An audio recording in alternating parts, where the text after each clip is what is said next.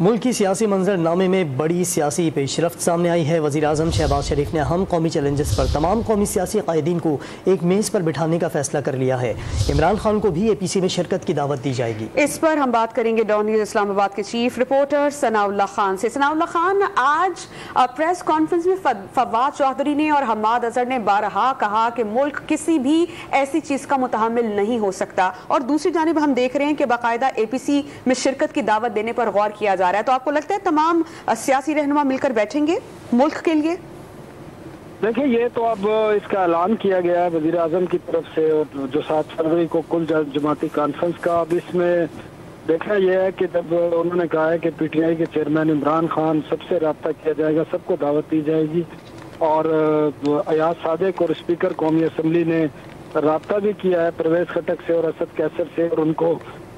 پی سی میں شرکت کی دعوت دی ہے۔ اس کے ساتھ کل جو پشاور میں اپیکس کمیٹی ہو رہی ہے دہشت گردی کے جو واقعات اس سے نمٹنے کے حوالے سے، اس میں بھی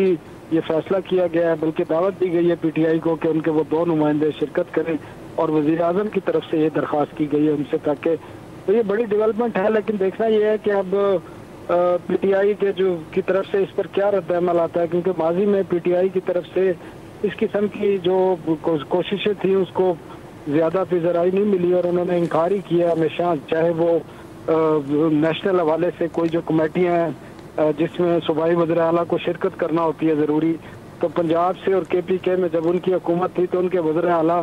وزیر اعظم کے ساتھ بیٹھنے کے لیے تیار ہی نہیں تھے۔ تو آپ بہت شکریہ ثناء اللہ خان۔